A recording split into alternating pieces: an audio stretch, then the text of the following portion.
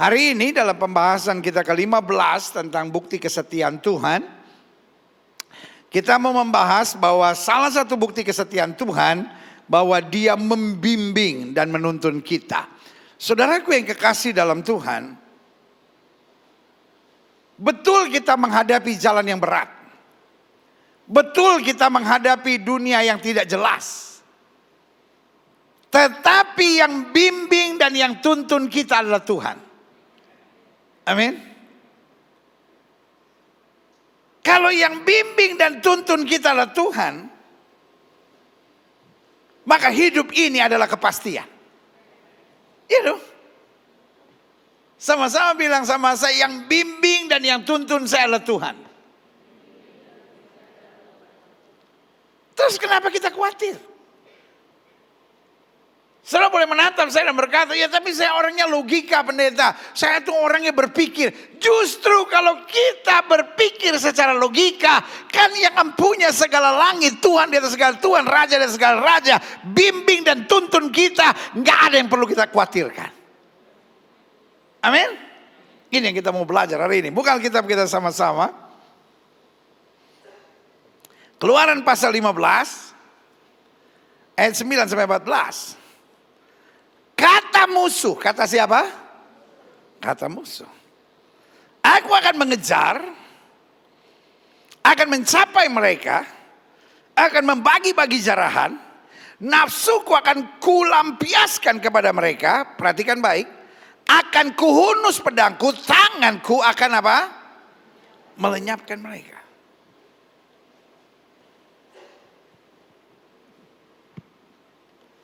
I'm proud of my Bible. Saya bangga dengan Alkitab saya.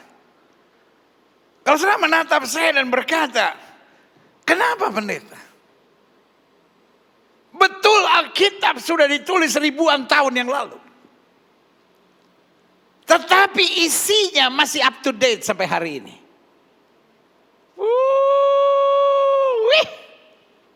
Karena Alkitab bicara. Ada musuh yang akan apa? Coba lihat ayat ini. Menghunuskan pedang. Bahkan akan apa? Tangannya merencanakan untuk melenyapkan.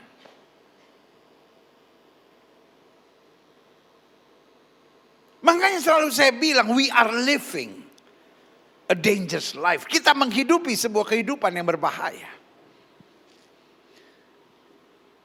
Kalau saudara seorang pelaku bisnis, saudara ngerti maksud saya.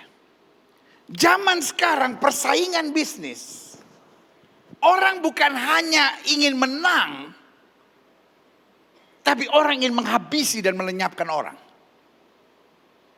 Betul? Hari-hari ini kalau ada orang bersaing, orang bukan hanya mau mengalahkan, tapi mau menghabisi sama sekali. Bahkan bukan hanya urusan bisnis. Urusan percintaan aja begitu.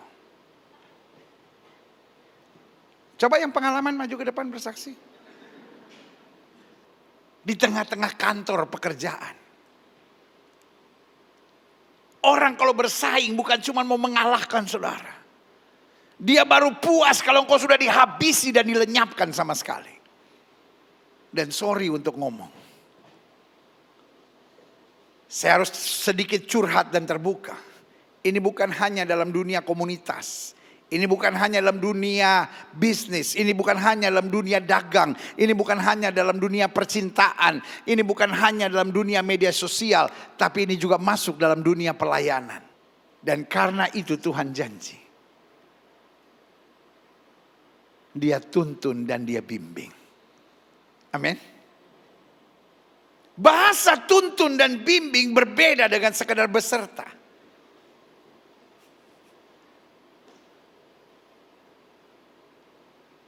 Karena bicara tuntun dan bimbing di dalamnya yang pertama harus ada perhatian. Betul? Yang kedua harus ada kasih. Yang ketiga harus ada kesabaran. Dan yang keempat harus ada tujuan yang jelas. Berarti melewati situasi yang berbahaya sekalipun, kalau yang menuntun dan membimbing kita adalah tangan Tuhan yang kuat, kita dipastikan akan melihat hal-hal yang dahsyat. Berikan tepuk tangan yang meriah. Selanjutnya, jadi ingat ya, yang pertama dikatakan apa? Kata musuh. Tapi fokus saudara jangan pada apa yang musuh persiapkan buat saudara. Jelas? Ayat 10. Wih. Jadi ada rancangan musuh, tapi ada tindakan Tuhan. Engkau meniup dengan taufanmu. Laut pun menutupi mereka, sebagai timah mereka tenggelam dalam apa? Air yang hebat. Rekayasa musuh boleh begitu rapi, tapi Tuhan selalu punya cara. Kepalkan tangan kanan saudara ke atas, sama-sama bilang Tuhan selalu punya cara. Jemaat yang mengikuti secara online, ketik di live chat saudara, Tuhanku selalu punya cara. Tuhan Yesus kita selalu punya cara. Alkitab tidak berkata musuh merancangkan untuk melenyapkan, lalu Tuhan panik, Tuhan bingung, Tuhan peras keringat, Tuhan banting tulang, Tuhan putar otak, dan Tuhan stres di sorga memikirkan langkah apa yang harus dikerjakan. My God is always know what to do. Amin. Jangan saudara pikir kalau engkau menghadapi badai lalu Tuhan di sorga panik. Tuhan selalu punya cara untuk memastikan kita berjalan sebagai pemenang dalam kemuliaan yang luar biasa. Yang saja katakan amin. Kita lihat selanjutnya. Siapakah yang seperti engkau di antara para Allah ya Tuhan? Siapakah seperti engkau mulia karena kekudusanmu, menakutkan karena apa? Perbuatanmu yang masyhur, yang masyhur. Perhatikan baik bagian terakhir 1, 2, 3. Engkau pembuat keajaiban. Amin. Kadang-kadang kita berpikir, ya tapi yang ngomongin saya pendeta, yang fitnah saya, yang curangin saya, orang yang dekat dengan jenderal, orang yang punya kekuasaan. Tapi hari ini saya mau bilang, engkau boleh saja dipandang lemah, engkau boleh saja dipandang rendah, tapi Tuhan pembuat keajaiban dapat mengubahkan segala sesuatu dengan cara yang luar biasa. Yang saja katakan haleluya. Amin. Sama-sama bilang Yesus pembuat keajaiban. Ayat 12. Engkau mengulurkan tangan kanan pun. Engkau mengulurkan tangan kananmu. Bumi pun menelan mereka. So simple. Kalau Allah mau, Allah mengulurkan tangan, sesuatu yang dahsyat terjadi. Ayat 13. Dengan kasih setia engkau menuntun umat yang telah kau tebus. Dengan kekuatanmu engkau membimbingnya ke tempat kediamanmu yang kudus. Ada 2 kata luar biasa ini. Sama-sama bilang saya dituntun. Sama-sama bilang saya dibimbing. Ayat 14. Bangsa-bangsa mendengarnya. Mereka pun menggigil kegentaran menghinggapi penduduk tanah Filistin. Kalau saudara lihat ayat 9 dan ayat yang ke-14. Saudara menjumpai ada sesuatu yang contrary. Ada hal-hal yang kelihatannya bertentangan. Di ayat yang 9 dijelaskan betapa musuh punya rancangan. Musuh mau melenyapkan. Tapi ayat yang ke-14 dijelaskan musuh menggigil ketakutan.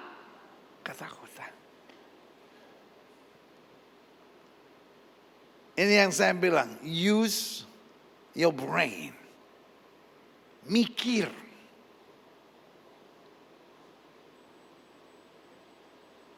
Kalau yang tuntun kita, yang bimbing kita adalah Tuhan. Lalu kita masih khawatir, kita masih bimbang, kita masih ragu. Saya beri nama kita orang Kristen yang gak tahu diri. Karena kita gak sadar. Selama Tuhan yang bimbing dan tuntun kita. Tidak ada badai yang terlalu besar yang kita gak bisa lewati. Bahkan melewati lembah kekelaman kita nggak takut bahaya. Gadanya dan tongkatnya menjadi penghiburan buat kita yang setuju katakan amin. Nah selanjutnya. Mazmur 31 ayat 4 sampai 5. Sebab engkau bukit batuku dan pertahananku. Dan oleh karena namamu engkau akan apa? Menuntun dan membimbing aku. Kembali istilah yang sama. Tuhan tuntun dan Tuhan bimbing. Ayat yang kelima. Apa yang terjadi ketika Tuhan menuntun dan membimbing? Kau akan mengeluarkan aku dari jaring yang dipasang orang terhadap aku. Dengan lain kata yang dipasang musuh. Musuh bukan hanya mau melenyapkan saudara. Mau membuat engkau sengsara. Membuat engkau menderita. Membuat engkau gak bisa mengembangkan potensi dalam hidup saudara. Sehingga engkau seperti ada dalam jaring. Dalam penjara. Dalam kungkungan. Sehingga engkau gak bisa bebas dan lepas. Dikatakan sebab engkaulah tetap tempat apa? Perlindunganku. Klik. Mazmur yang sangat terkenal. Mazmur 23 sampai 3. Mazmur Daud. Tuhan adalah gembalaku. Takkan kekurangan aku. Sama-sama bilang saya tidak akan kekurangan. Ia membaringkan aku di padang berumput hijau. Ia membimbing aku ke air yang tenang. Ia menyegarkan jiwaku. Ia menuntun aku di jalan yang benar oleh karena namanya. Kembali dua istilah ini. Sama-sama bilang Tuhan bimbing. Sama-sama bilang Tuhan tuntun. Ekonomi boleh bergejolak. Kita sudah pernah alami. Dalam waktu 3 minggu dolar dari 2.000 jadi 16.000. Kita sudah pernah alami. Hidup yang mencekam di tengah-tengah berbagai kerusuhan. Kita sudah alami dengar orang batuk kita stres. Iya kan zaman-zaman Covid kan. Orang bawa golok kita nggak takut, orang batuk kita stres. Iya kan? Zaman-zaman Covid yang Delta itu. Orang mau bawa golok, mau bawa apa, kita gini aja. Hes, lari dia. Kita nggak takut sama debt collector waktu itu. Iya kan? Mau debt collector kepung rumah kita gini. Maaf ya, saya nggak bisa datang. Badan lagi, masuk. Orang badan besar bertato, kita nggak takut. Kita cuma takut orang batuk. Sama orang menggigil. Darah Yesus. Ini orang udah menggigil kemana-mana lagi. Pulang Pak, pulang.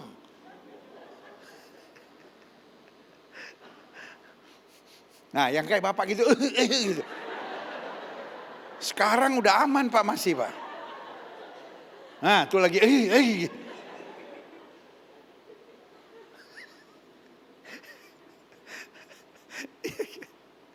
Kita udah lewati semua. Sehingga gak ada yang kita takutin ke depan kita. Orang mau ngomong apa, ngomonglah. Yang kita tahu setiap hari ada mujizat Tuhan, ada pembelaan Tuhan, ada kuasa Tuhan. Ada kedahsyatan yang luar biasa. Yang saja katakan amin. Amin. Sama-sama bilang saya tidak takut. Saya dituntun dan dibimbing oleh Tuhan. Saya tidak akan kekurangan. Semua saudara ikut ibadah online, ketik di live chat saudara, saya tidak akan kekurangan. Selanjutnya saya pelajari. Tidak dapat dipungkiri. Salah satu yang sangat menonjol dalam kesetiaan Tuhan adalah kepedulian Tuhan. My God is God of care. Tuhan saya adalah Tuhan yang peduli. Amin. Dia peduli betul dengan apa yang musuh persiapkan buat saya. Makanya saya catat di sini. Kepedulian Tuhan tidak ingin melihat kita jatuh dalam rancangan musuh. Apa itu? Satu, dia tidak ingin melihat kita jatuh. Tuhan memang izinkan tantangan, Tuhan memang izinkan pergumulan, Tuhan memang izinkan tantangan dalam hidup kita, tapi bukan supaya kita jatuh. Tapi justru supaya kita belajar. Amin. Yang kedua, karena Tuhan peduli, Tuhan tidak ingin kita sengsara. Betul, Alkitab bilang barang siapa yang tidak memikul salib, dia tidak layak bagi aku. Kesusahan adalah keadaan. Tapi kesengsaraan adalah reaksi kita. Ada orang yang hidupnya jauh lebih susah dari saudara. Tapi tetap bisa bersyukur tuh. Ada orang yang menurut kita hidupnya jauh lebih hebat dari kita. Tapi hidupnya sengsara. Bayangkan ada ibu-ibu yang mengeluh sama temannya. Dia bilang, gila kali ya, gila. Laki gue cuma kasih 35 juta sebulan. Dia selingkuh. Sakit hati gue, sakit hati gue. Gue mau mati aja. Temannya bilang apa? Apa? Laki lu kasih 35 juta. Laki gue tuh. Gajinya sebulan cuma 3.700.000. Juga selingkuh. Kalau gue jadi lu, biarin laki selingkuh. 35 juta dia pulang, gue gendong.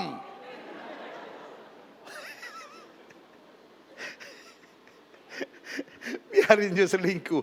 35 juta masih cukup untuk menghayal-menghayal yang bagus-bagus dalam hidup.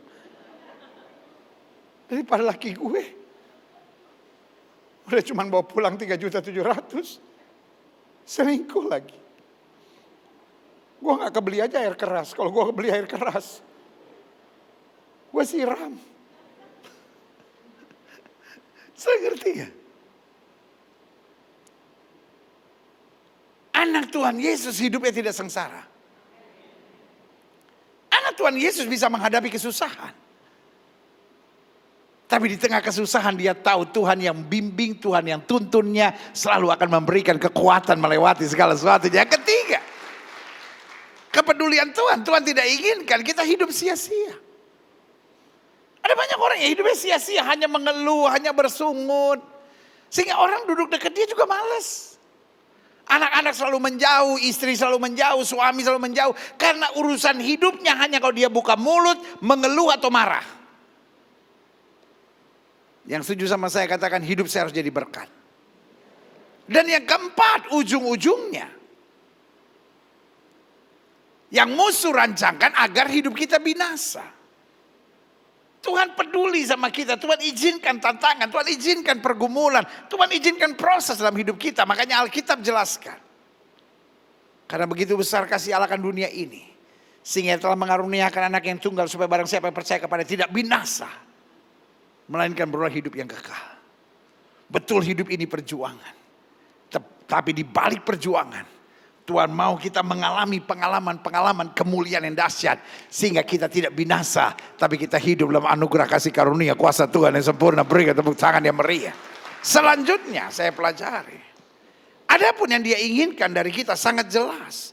Kenapa dia tuntun? Kenapa dia bimbing? Karena dia punya target. Sama-sama bilang, Tuhan punya target dalam hidup saya. Amin.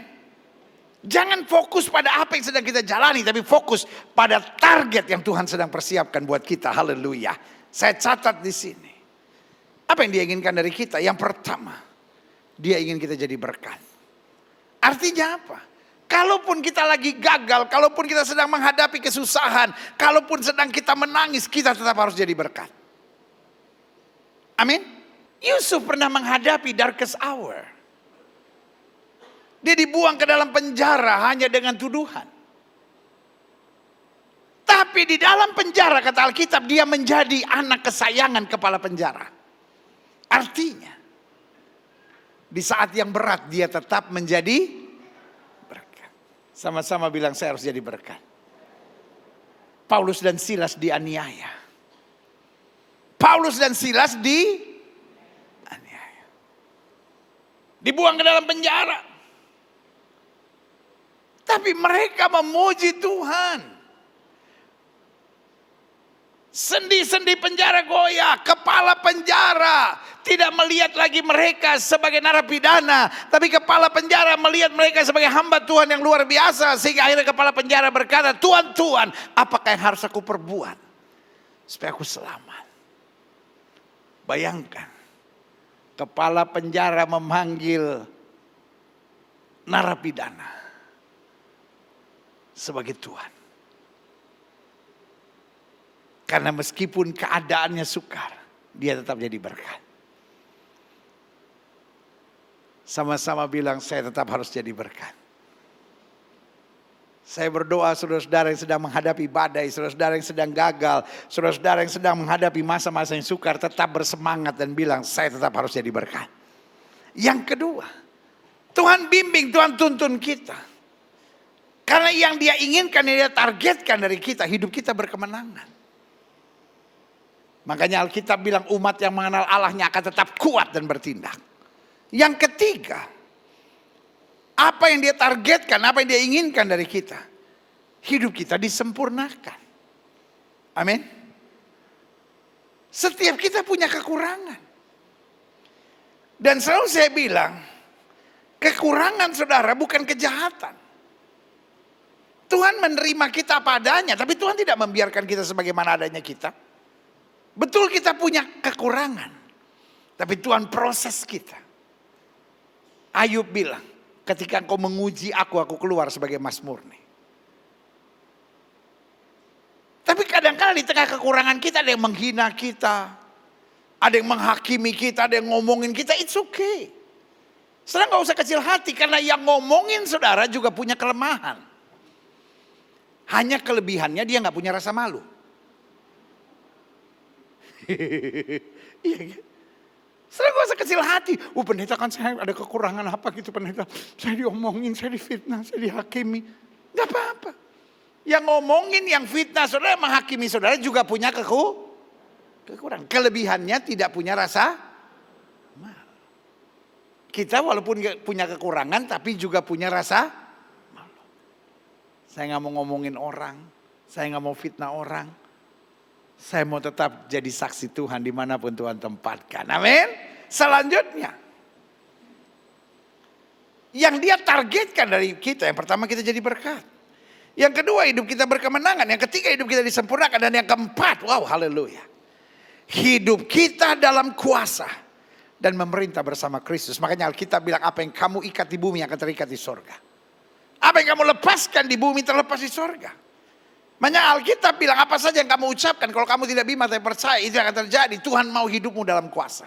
Makanya Alkitab bilang kalau Roh Kudus turun ke atas kamu, kamu akan menerima kuasa.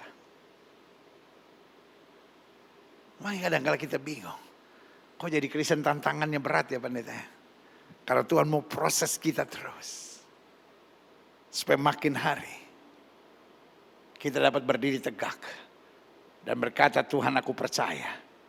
Kemenangan, kemuliaan, kedahsyatan Tuhan sudah persiapkan dalam hidupku. Berikan tepuk tangan yang meriah. Dan saya simpulkan dengan ini, klik. Karena itu dia senantiasa membimbing dan menuntun kita. Karena ada target besar itu. Apa tujuannya? Dia bimbing kita. Yang pertama sehingga kita mengerti untuk apa kita hidup. Sama-sama bilang saya hidup bukan untuk menyenangkan orang. Amin. Kalau hidup kita hanya untuk menyenangkan orang, lama-lama kita capek sendiri. Tapi kita hidup untuk menggenapkan seluruh rancangan Tuhan. Sama-sama bilang, saya hidup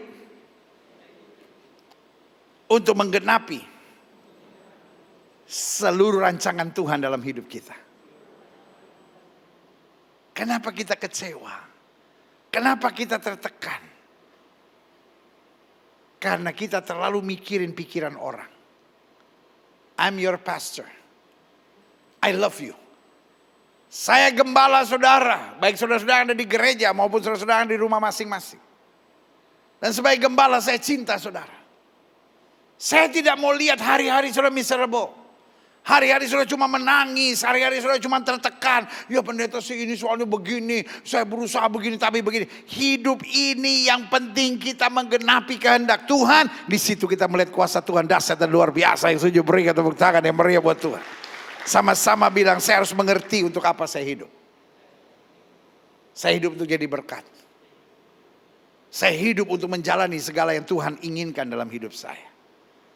Yang kedua, dia senantiasa membimbing dan menuntun kita. Sehingga kita berani berkata tidak. I know you love Jesus. Saya mengerti buat saudara Yesus itu berarti. Tapi seringkali kelemahan kita suka gak enakan sama orang. Kita takut banget dipikir sombong, sok rohani, terlalu kudus. Kita tuh seneng gitu kalau disebut orang yang pintar bawa diri. Wah, gue seneng loh sama dia pintar bawa diri.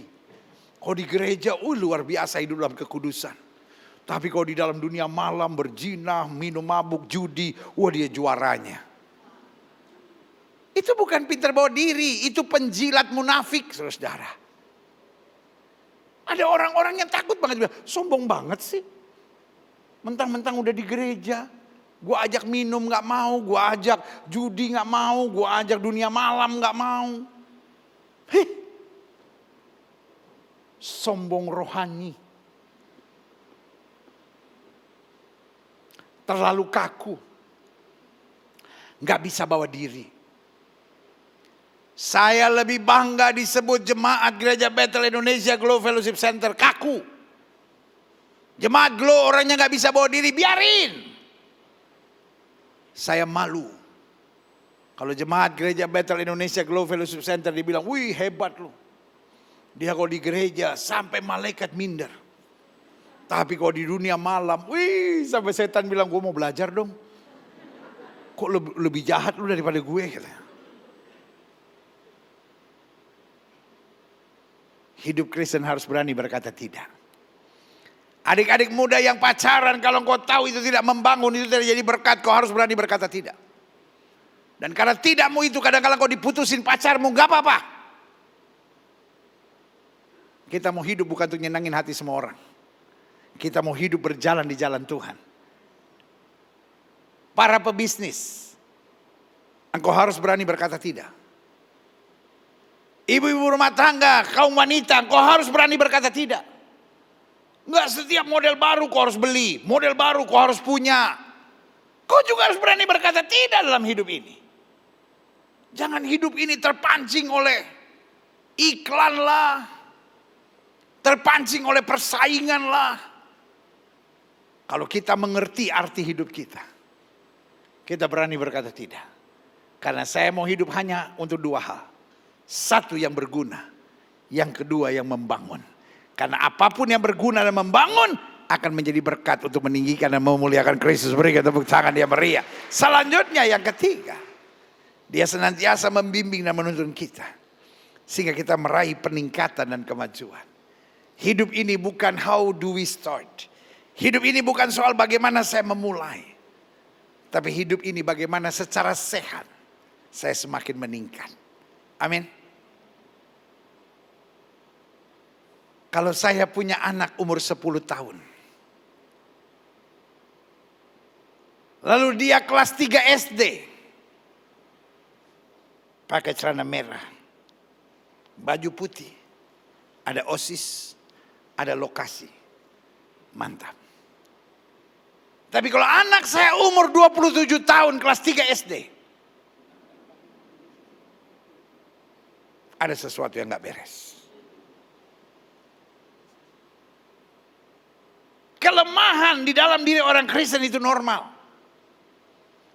Tapi kalau kau bertahun-tahun dalam Tuhan masih melakukan kelemahan yang sama.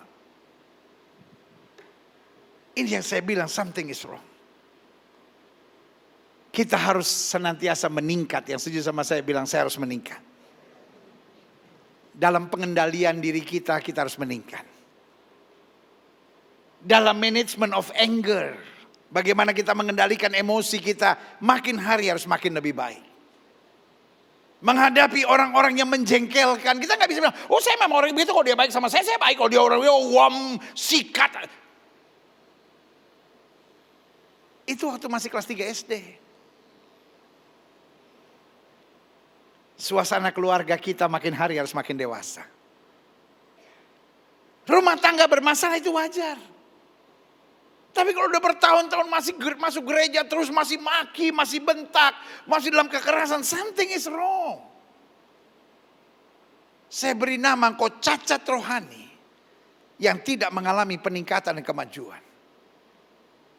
Engkau mau mengerjakan semuanya dengan kekuatanmu sendiri. Tapi hari ini kita tahu Tuhan yang bimbing, Tuhan yang tuntun, Tuhan yang arahkan.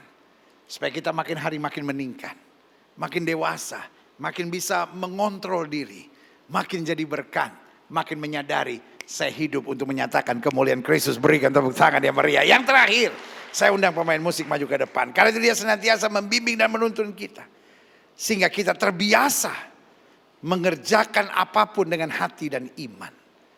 Izinkan saya membacakan buat saudara Kolose pasal 3 ayatnya ke-23. Kolose pasal 3 ayat 23 bilang begini.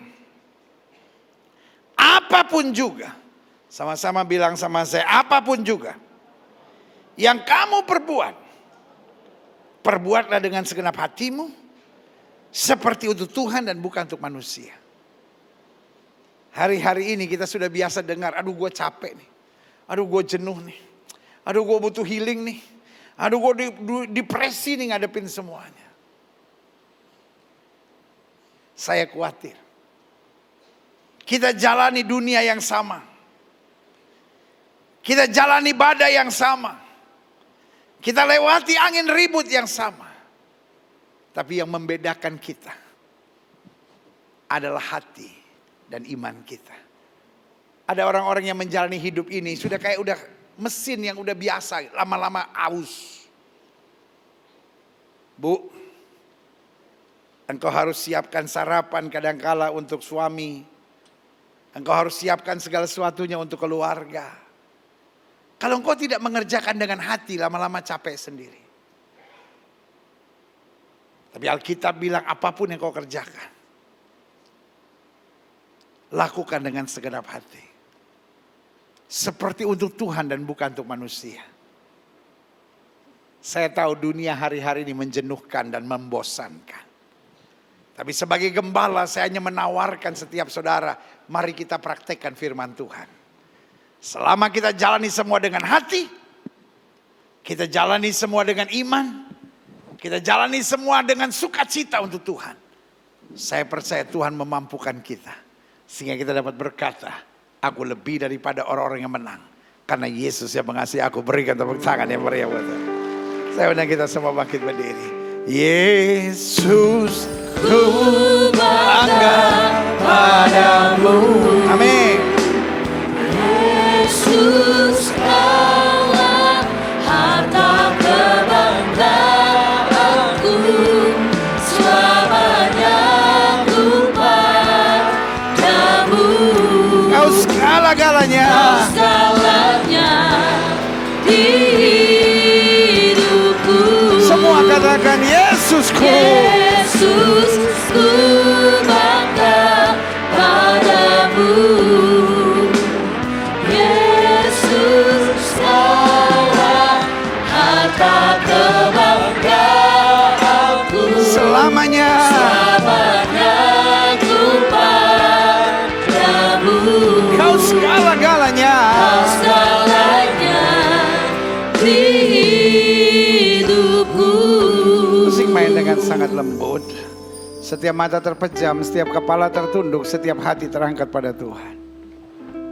Di rumah Tuhan saat ini, maupun setiap saudara di rumah saudara masing-masing, Roh Kudus sedang mengingatkan kita. We are living a dangerous life. Kita menjalani sebuah kehidupan yang berbahaya. Dalam persaingan orang bukan hanya mau mengalahkan saudara, tapi orang mau melenyapkan saudara. Tetapi Alkitab berkata, musuh akan menggigil ketakutan melihat keajaiban Tuhan dalam hidupmu. Jika itu doamu, taruh tangan kananmu di dada. Masakan kau masih khawatir? Masakan kau masih bimbang? Masakan kau masih ragu? Itu artinya kau tidak tahu diri. Bahwa Tuhan yang membimbing, Tuhan yang menuntunmu adalah Tuhan yang punya target besar dalam hidupmu. Tuhan gak mau kau binasa. Tuhan gak mau kau jatuh. Tuhan gak mau hidupmu sia-sia. Tuhan merancangkan peningkatan dan kemajuan. Tuhan merancangkan hidupmu mengerjakan segala sesuatu dengan hati. Tuhan merancangkan kau tahu apa artinya hidup ini dan berani berkata tidak. Karena Tuhan mau hidupmu dalam kuasa dan memerintah bersama dengan Kristus. Apa saja yang kamu ikat di bumi akan terikat di sorga. Apa saja yang kamu lepaskan di bumi terlepas di sorga. Jika itu doamu, taruh tangan kananmu di dada. Hidup ini kita bisa pikul salib. Hidup ini bisa kita menghadapi kesusahan. Tapi kita terus akan jadi berkat. Dan kita tidak akan berjalan dalam kesengsaraan. Jika itu doamu, taruh tangan kananmu di dada. Setiap sering yang didoakan, yang taruh tangan kanan saudara di dada, boleh angkat tangan dua-dua tinggi-tinggi. Izinkan saya berdoa. Bapa, baik yang di rumah maupun di rumah Tuhan, lihat setiap mereka yang angkat tangan. Satu persatu Tuhan lawat dengan kasih-Mu. Hamba berdoa di dalam nama Yesus. Tuhan jamah kuasa-Mu, urapan-Mu, dengan tangan-Mu yang kuat, yang selalu menuntun dan membimbing kami, memastikan dengan bangga kami katakan kami tidak akan kekurangan. Karena Yesus pembuat keajaiban. Biarlah hari ini kami disadarkan, Tuhan bukan hanya Allah yang setia, tapi Tuhan peduli dengan hidup kami. Tuhan peduli dengan air mata kami. Tuhan peduli dengan perjuangan kami. Tuhan peduli dengan peningkatan dan kemajuan kami. Lihat tangan-tangan yang terangkat Allah. Satu persatu Tuhan jamah. Saudaraku, dunia di mana kita hidup, dunia yang sangat ganas dan liar. Tapi pastikan anak-anak Tuhan tetap hidup dengan cara-cara Tuhan membimbing dan menuntun kita. Terima kasih Bapak. Hamba juga doa buat yang sakit. Karena hamba percaya kesembuhan hak mutlak kami sebagai orang percaya. Setiap yang sakit dengar firman Tuhan. Tanda-tanda ini akan menyertai orang percaya bahwa mereka akan tumpang tangan buat yang sakit dan yang sakit akan disembuhkan. Jika kau sakit dan kau percaya kuasa kesembuhan Tuhan dengan iman, letakkan tangan kananmu di bagian tubuhmu yang sakit. Angkat tangan kirimu ke atas sebagai tanda kau bergantung, percaya, berharap sepenuhnya pada Tuhan. Saudara-saudara yang di rumah juga dapat melakukan hal yang sama. Bapa, janji-Mu ya dan amin itu kami percaya. Firman-Mu berkata orang percaya akan tumpang tangan buat yang sakit dan yang sakit akan disembuhkan. Dengan iman kami praktekkan firman Tuhan ini. Kami letakkan tangan kanan kami di bagian tubuh kami yang sakit. Kami tolak sakit penyakit, kami tolak kelemahan tubuh, kami tolak campur tangan kegelapan. Kami patahkan kuasanya di dalam nama Yesus. Hai setan sakit penyakit, kau tidak punya kuasa. Kami perintahkan keluar dalam nama Yesus. Segala virus, segala kuman, segala bakteri, segala infeksi, segala kutuk, serangan-serangan kegelapan, setan-setan kami perintahkan keluar dalam nama Yesus. Kuasa kesembuhan, berkat, mujizat mulai terjadi. Karena kami percaya Yesus kami tidak berubah dulu, kemarin, hari ini dan sampai selama-lamanya. Dengan iman kami nyatakan, oleh bilur-bilur Kristus kami yang percaya sudah dijamah dan disembuhkan Tuhan dengan kuasa-Mu yang luar biasa. Inilah tepuk tangan sorak-sorai kemenangan kami. Tepuk tangan sukacita kami. Karena Yesus melakukan perbuatan-perbuatan yang luar biasa. Terima kasih Bapak. Setiap saudara yang sudah doakan untuk kesembuhan, tanamkan dalam rohmu, aku sembuh oleh bilur Yesus. Jangan bimbang. Karena Alkitab berkata sesuai dengan imanmu jadi padamu.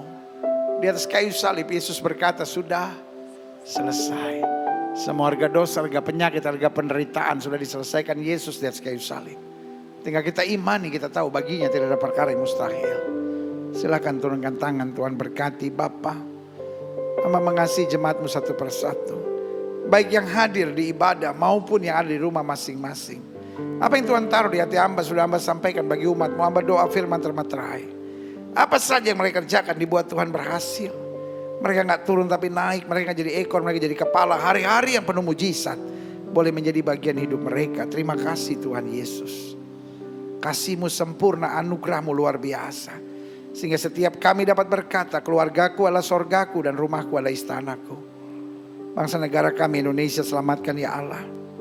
Umat mayoritas di bangsa ini Tuhan tuntun dalam damai sejahtera dan keselamatan. Bapak Presiden, Wakil Presiden, para menteri, pejabat di pusat dan daerah, para gubernur, para bupati, para wali kota, pimpinan dan anggota DPRD tingkat 2, DPRD tingkat 1, DPR RI, DPD, BNPT, BNPB, BPK, KPK, MA, pengadilan, kejaksaan, pengacara, tentara, polisi, Kapolri dan Panglima TNI, pimpinan-pimpinan lembaga tinggi negara, lembaga tertinggi negara, semua dalam tuntunan Tuhan. Jauhkan para pemimpin-pemimpin kami dari malapetaka, mara bahaya, niat orang jahat dan kuasa kegelapan. Dukun-dukun paranormal, penasihat spiritual kami patahkan di dalam nama Yesus.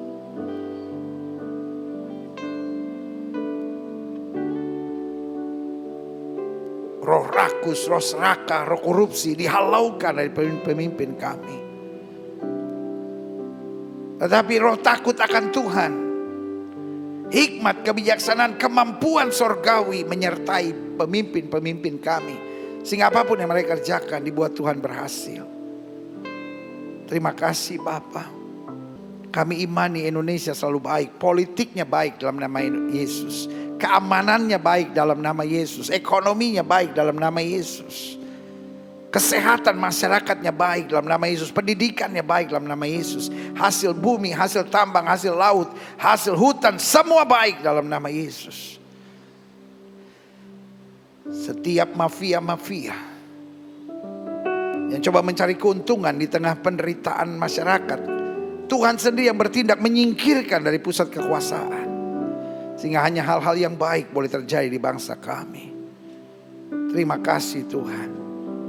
Gereja-gereja di mana-mana tempat Tuhan pakai terus untuk menyatakan kemuliaan Tuhan. Dan kami percaya Pancasila, Undang-Undang Dasar 45, NKRI dan Bhinneka Tunggal Ika akan tetap terjaga di bangsa ini. Gerejamu di tempat ini, Gereja Bethel Indonesia Global Fellowship Center, Tuhan pakai terus untuk menegakkan kerajaan Allah dalam kebenaran dan kasih. Dan akhirnya setiap kami, umat yang telah ditebus oleh Tuhan, yang telah diberi kepercayaan untuk menerima firman hari ini. Kami tidak mau jadi orang bodoh yang menerima firman tapi tidak memperhatikan dan tidak melakukannya. Tapi tolong kami dalam tuntunan Roh Kudus untuk tetap jadi berkat, menjadi pelaku firman, sehingga orang dapat melihat perbuatan kami yang baik dan memuliakan Bapa di sorga. Terima kasih Bapa, di dalam nama Yesus kami siap menjadi pelaku-pelaku firman. Yang siap menjadi pelaku firman, sama-sama kita katakan amin. Beri tepuk tangan yang meriah buat Tuhan. Silahkan duduk. Tuhan memberkati Bapak Ibu Saudara sekalian. Kitalah orang-orang berbahagia, karena orang-orang berbahagia adalah orang yang menerima firman dan mempraktekkannya dalam kehidupannya sehari-hari.